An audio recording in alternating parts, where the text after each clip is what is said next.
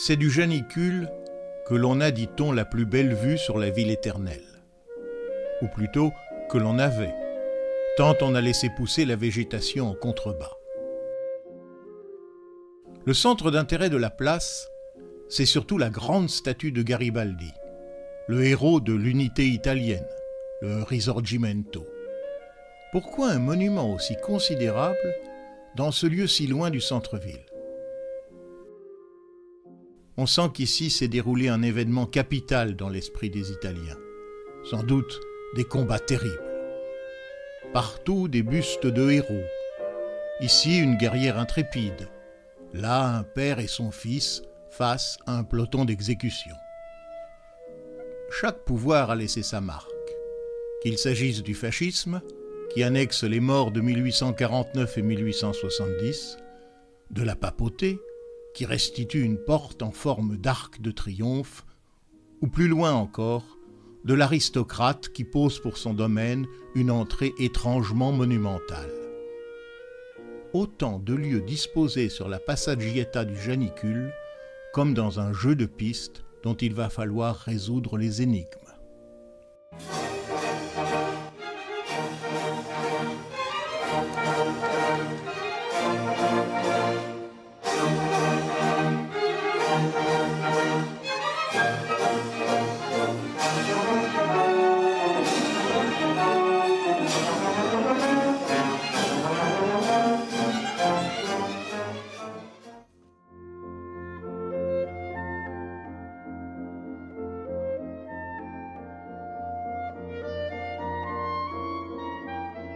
Anita, c'est le grand amour de Garibaldi.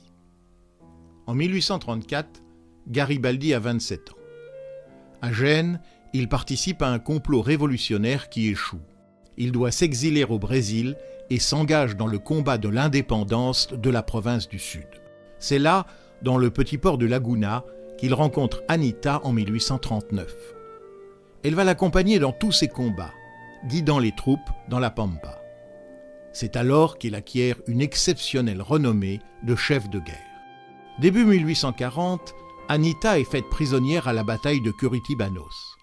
Ignorante du sort de son amant, elle obtient de revenir sur le champ de bataille pour voir s'il est parmi les morts. Rassurée, elle en profite pour s'enfuir. Quelques mois plus tard, sur le point d'être à nouveau capturée, elle parvient encore à s'échapper avec son nouveau-né, Menotti. Et en 1848, Garibaldi ayant décidé de rentrer en Italie, elle le rejoint à Rome.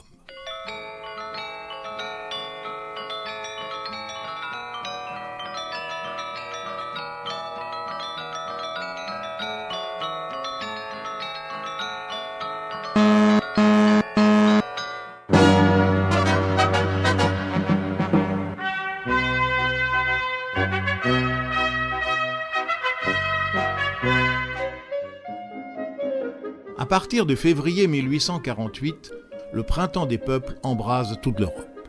L'Italie tout particulièrement, où les patriotes rêvent de faire l'unité du pays autour de Rome.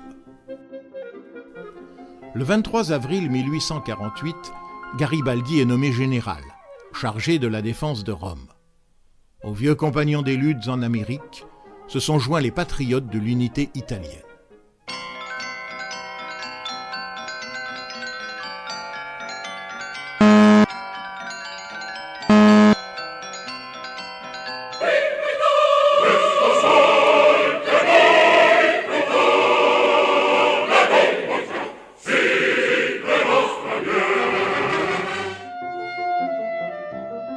De son vrai nom Angelo Brunetti, Cicerwacchio est le personnage emblématique du peuple romain.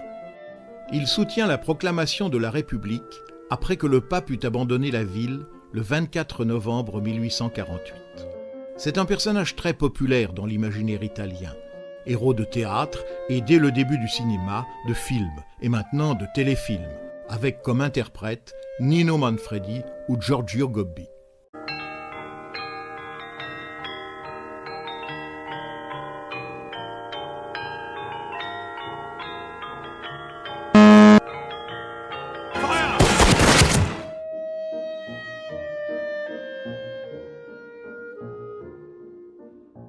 le pape a appelé à l'aide les puissances catholiques. L'Autriche, la France, l'Espagne et le royaume de Naples réagissent aussitôt. La France, déjà experte en opérations extérieures, envoie des troupes qui sont les premières sur place, sous le commandement du général Oudinot. L'Assemblée de la République française entend protéger les Romains de l'impitoyable répression autrichienne. Mais le président de la République, Louis-Napoléon Bonaparte, a secrètement donné à Oudinot mission de restaurer le pape. Les combats décisifs ne commencent qu'en juin. Rome sera impitoyablement bombardée, et les premiers photographes n'ont pas manqué d'en fixer le souvenir. Placez-vous exactement à l'endroit où Frédéric Flachéron a placé son appareil il y a plus d'un siècle et demi.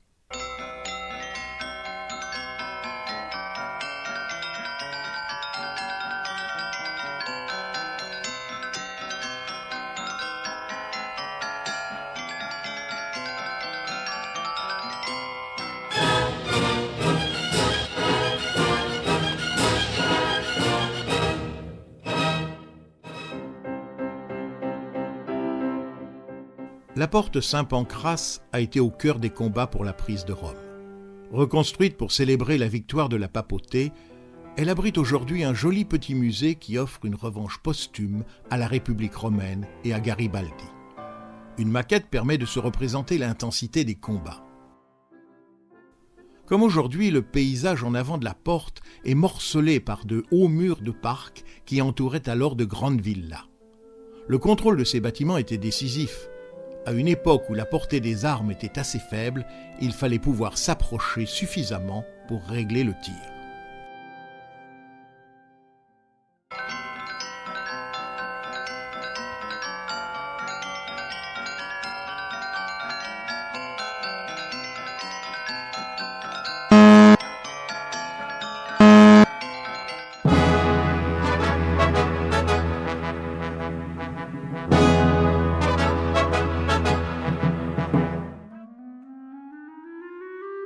Rome est la seule capitale occidentale à avoir conservé son enceinte fortifiée. La plus grande partie date de l'Empire romain. Mais sur le génicule, elle a été modernisée au XVIIIe siècle par le pape Urbain VIII. En avant de la porte, le Vascello fut le poste d'observation préféré de Garibaldi et la cible favorite de l'artillerie française. Il n'en reste pratiquement rien aujourd'hui que cette étrange porte en rocaille peut être inspirée par le Bernin.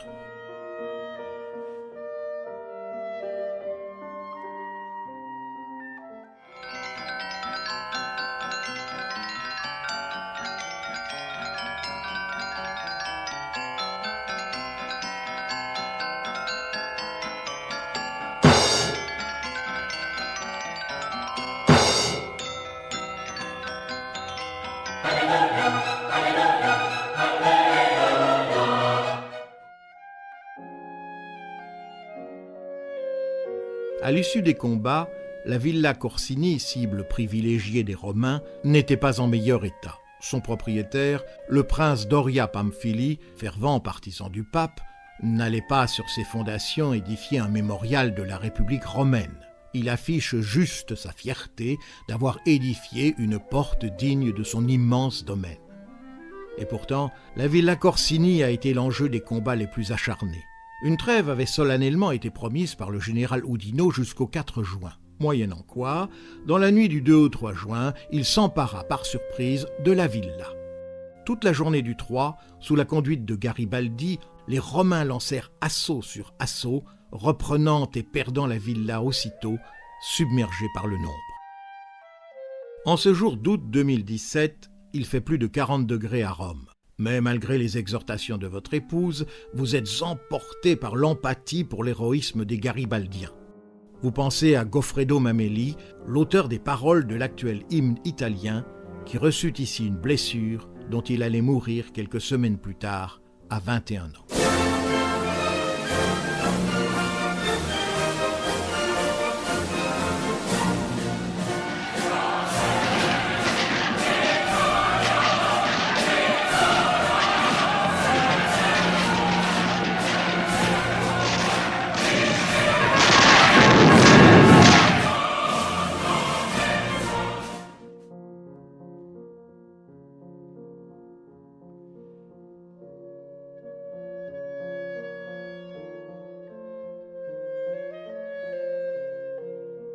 Le soir du 3 juin, la villa reste aux mains des Français qui peuvent installer leurs batteries et s'approcher de l'enceinte.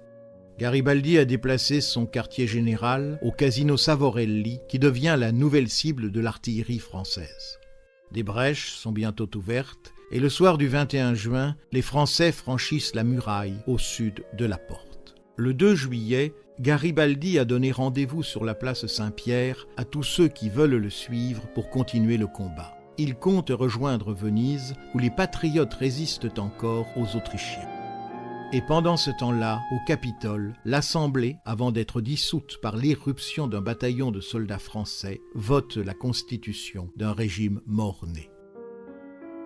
En 2011, à l'occasion du 150e anniversaire de l'unité italienne, le Janicule, au lieu du Risorgimento, a été enrichi d'un nouveau monument avec l'inscription sur son parapet de la Constitution de 1849.